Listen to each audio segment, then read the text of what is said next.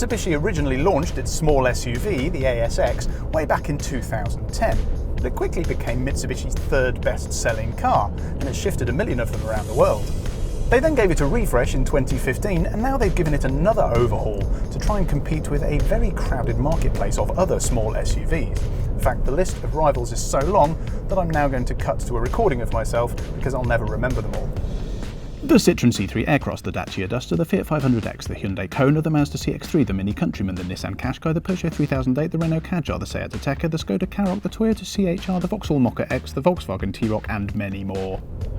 As that list shows, this area of the market is now very crowded with some very decent cars. And while it's got some updates for 2019, the Mitsubishi ASX is now a car that's essentially a decade old. So, can an old dog cut it against these new tricks? Visually at least, it actually looks pretty contemporary. Everything from the windscreen forward is new in this version, and it's got LED lights and some snazzy new paint colours. The rear bumper and lights have had an update as well. Inside, the makeover continues with a new touchscreen infotainment system from third-party company Rockford Fosgate. On higher-end models, this includes a sat-nav system from TomTom, and you can play videos from USB sticks when the car is stopped, which I'm sure will have the drive-in movie theatres quaking in their boots. All models get this system, and while it is quite basic compared to rivals when it comes to features, it's easy to navigate and quick to respond as well. Despite the update, the interior doesn't quite have the quality feel of some of its rivals, but the seats are comfortable enough and there's plenty of places to put cups, bottles and various odds and ends. It's fine. Rear legroom is good, although headroom is minimal for taller adults, and the boot is about the average size for cars of this type. We're driving the ASX on some fairly well-maintained roads in Portugal, so it's quite disappointing that the ride isn't brilliant. Smaller lumps and bumps are telegraphed into the cabin in some detail, resulting in a bit of a chattery ride, although in fairness, it seems to be worse at higher speeds than it is around town. The handling is okay, it stays relatively flat and composed around the corners, but it's not helped by steering that is nowhere near as precise as you'd expect or want.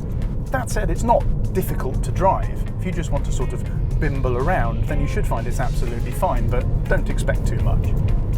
There's only one choice of engine, and it's a 2-litre petrol with 150 horsepower. With most rivals now going for smaller, turbocharged, punchy little engines, this non-turbocharged unit feels a bit old-fashioned and lethargic. You really have to work it hard to make decent progress, although when you get into the higher revs it does pull relatively well.